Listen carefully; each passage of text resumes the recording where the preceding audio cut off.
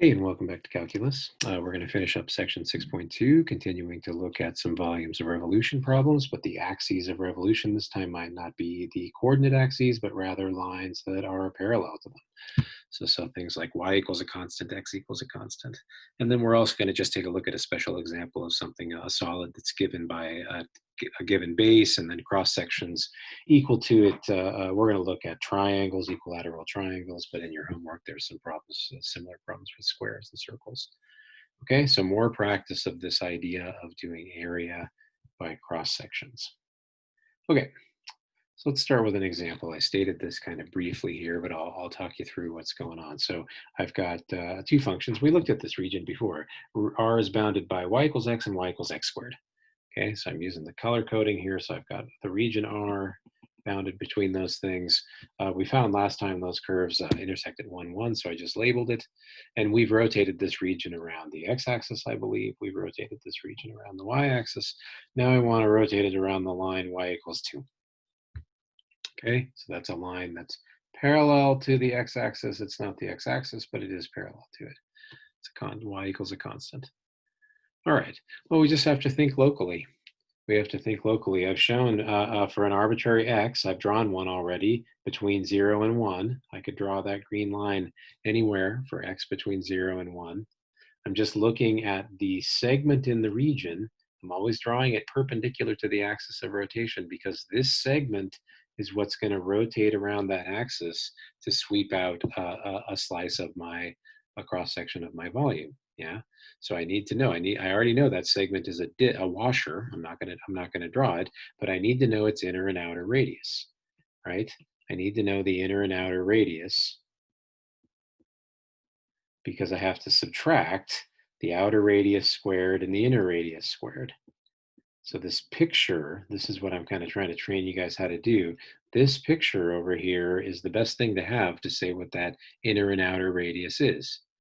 I wrote them in the order inner and outer. Let's find them the other way around. Let's find that outer radius. Okay, so you have to look at this picture. The points that you're looking at are on the segment that's dictated by a value of x. And in particular, you're looking at one of the two endpoints of that segment. Okay, so you're focusing your attention. And the question that you have to ask yourself is which endpoint is farther away from the axis of rotation? Yeah, it's this one. This endpoint is further away from it. Further away, the axis of rotation, remember, is up here. The distance is some y distance. So the outer radius is the one that's farther. That's what makes it outer. Okay, well, so what is that distance? We have to figure out, like, well, how far is it from this point to this line?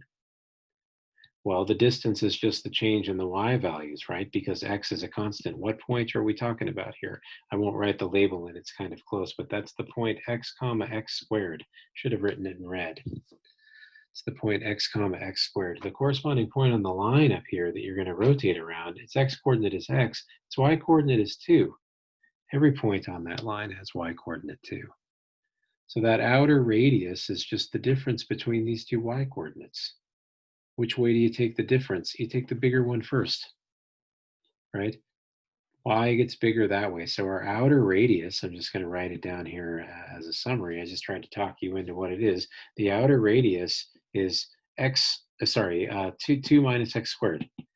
2 minus x squared because 2 is bigger than x squared. Maybe I should just go like this so you can see the picture when I'm writing at the same time. Yeah, 2 is bigger. This is important. Stop the video and make sure you understand. 2 is bigger than x squared because bigger y coordinates are up in the picture, right? So I'm subtracting bigger minus smaller. How about the inner radius? Well, we just have to label the points of the other one. What is it? It's the point x comma x. So the inner radius, like this, for the same reason, I won't belabor it, it's 2 minus x. All right, and now the same principle goes. We're just going to subtract outer radius squared minus inner radius squared, multiplying by pi and integrating. So our volume, limits of integration are 0 to 1, the extreme values of x, outer radius squared minus inner radius squared. And then how to integrate that? Well, you got to multiply it all out, right? You start multiplying this thing out. It's 4 minus 2x squared plus x to the fourth. Take away, you got to multiply the other one away. So take away 4 plus 4x plus x squared. I hope I didn't make a mistake. I'm going fast, but you see what I'm doing. Yeah, I hope I didn't make an error, but I'm just expanding that thing out, getting it ready to integrate it. I don't want to keep this video very long. It's a polynomial. You can ask me about it. Come to an office hour, write me an email or something like that if you want to talk about the details here. But I just worked it out ahead of time. You can check, several more minutes of computation, but you should get 8 pi over 15. They would be cubic units, whatever we're measuring it in. 8 pi over 15. Check it out. All right. That's how you handle an axis that's not a coordinate axis.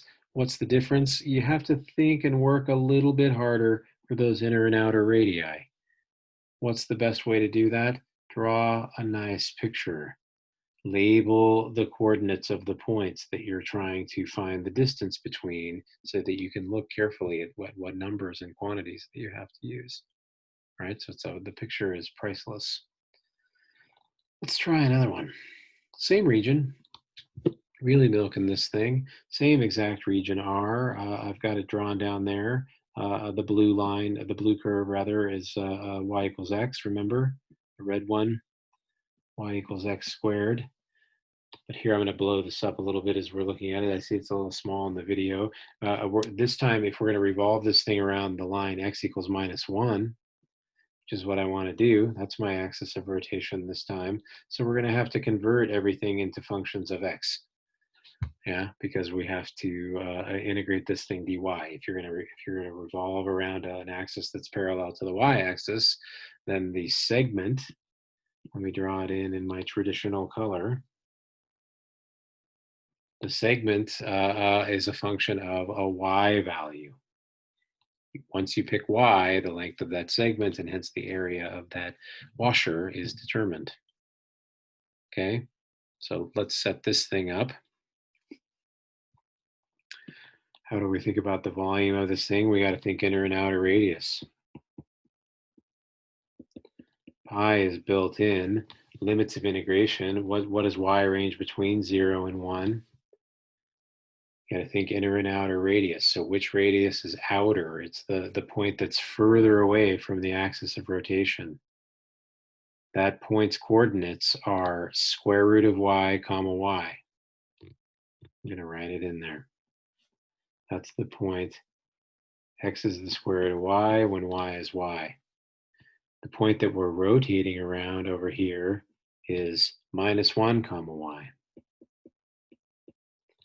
What's the distance between those? Well, it's the difference between the x coordinates, and we're going to subtract bigger x coordinate minus smaller one. Square root of y minus a minus 1. The author has it drawn right there more nicely than what I'm writing it. So that's our outer radius. Our outer radius is the square root of y minus a minus 1. You got to square that. And subtract the inner radius squared. Likewise, the inner radius is the point y comma y. So its distance is y plus 1. Right? Coordinates of that point right there. I mean, the labels are going to make this messy. Y comma y is that point. So its distance is y plus 1. Square that. Once again, you'd have to multiply all this out. Multiply all that out to get the thing into shape to take antiderivatives. I'm going to skip the details, but I'll tell you that when I did it, I got pi over 2. So you can see if you get pi over 2, and if you get something different, maybe I'm wrong. Maybe you can correct my error, but I'm going to say it's pi over 2 units cubed. And let's move on to the next example. This was just a sort of slightly bigger picture to show you that. Okay. Example 3, this is not a solid of revolution. It's the second of learning objective of the lecture. It's talking about a solid that's given by some base. In this case, I'm saying it's a circular base. Okay, and in some of the homework problems I'm going to ask you to think about, it might be some other shape. Here it's a circular base, has radius 1. And then cross sections parallel to the base, or excuse me, perpendicular to the base, they're all equilateral triangles. Okay, you can see some of them here. These things, cross sections that I take perpendicular to the base, they're equilateral triangles. And they get bigger the kind of thicker you cut in. And the question is, well, find the volume of that. You can see I've got it coordinatized in the picture here. I've sort of set this solid down so that the point, the vertices of all the equilateral triangles are above the x-axis. Yeah. So the area of this equilateral triangle, I'm just shading one of them. It depends on x. It depends on the x value that you choose.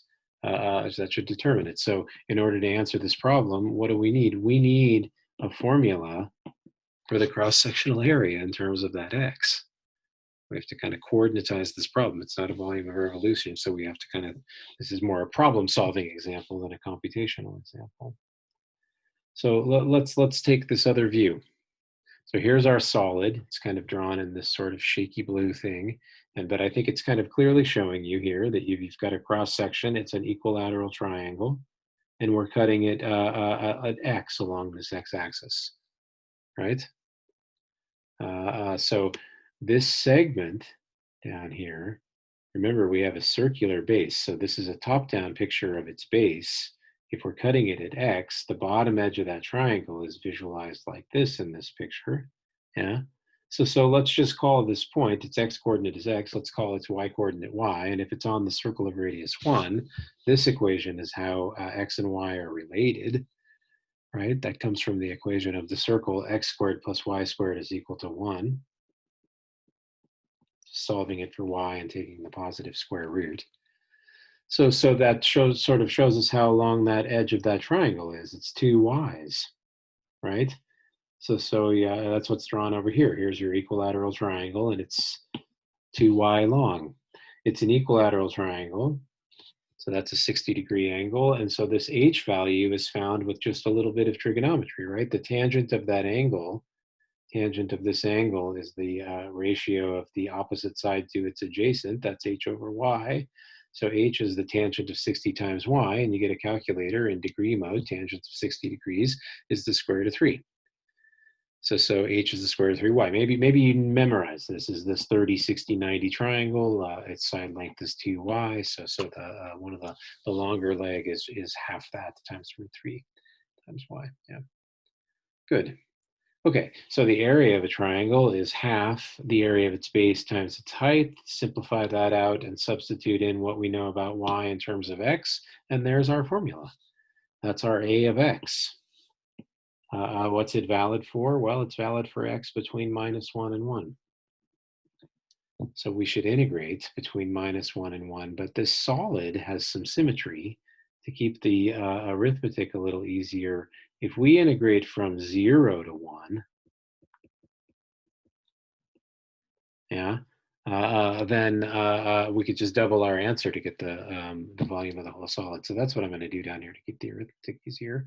So I'm setting up my volume, doubling the square root 3 times that 1 minus x squared. That's our a of x from 0 to 1. And I'm just producing the answer here. You can check it again. It comes out to 4 over root 3.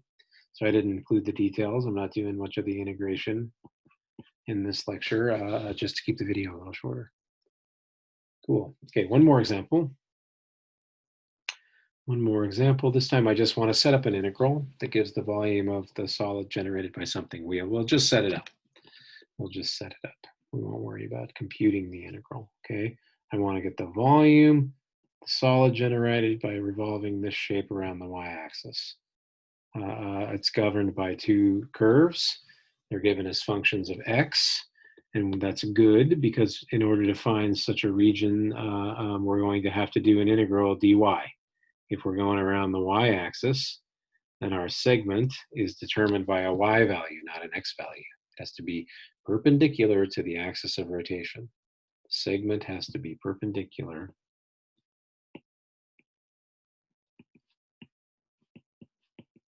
to the axis of rotation. So that means we have to use dy here. Going around the y-axis, you have to use dy. Okay, well, these things are already solved in terms of x, so we can see our inner and outer radii. What don't we know? We don't know the limits of integration. We have to know where those two curves cross. So we have to find the limits. To find the limits of integration, we have to know, well, how is y to the fourth 2 minus y squared? Well, it's when y to the fourth plus y squared minus 2 is 0, and then you just factor that. This is one way to do it. I mean, there's lots of ways to do it, but it factors into y squared plus 2 times y squared minus 1. Yeah, y squared plus 2 is never 0. So it must be from y squared equals 1, so y is plus or minus 1. There's your limits of integration. It's minus 1, that's 1. Desmos told me that, but that's how I find it algebraically. Okay, I better hurry up. I'm losing my voice here. Lots of videos today. Let's see, what are we doing? I'm losing my train of thought here too. We got to compute this volume. We can use some symmetry. We can certainly use some symmetry. If we find the volume of, say, the top half of this thing, we could double it to find. So that's special, but we can use it here. So the volume, I'm going to say, is 2 times pi is built into the formula. I'm going to integrate from 0 to 1 because we're using symmetry. And then what is that outer radius? The outer radius comes from the further point. That's on the curve. I can't see it anymore. 2 minus y squared. 2 minus y squared to the y-axis has distance 2 minus y squared. Have to subtract off the inner radius. The inner radius comes from the blue curve. That's y to the fourth. So y to the fourth squared, well, I'll write it like this. It's y to the eighth. So that's the integral. You multiply it out, integrate it like a polynomial. I'm going to leave it to you to check. When I computed it, I got 248 pi over 45. So tell me if you got the same thing, or tell me if you think I made a mistake. I'd be happy to hear about it. Okay, so I hope those are helpful examples. That wraps up section 6.2 on volumes by disks and washers. Thanks for listening.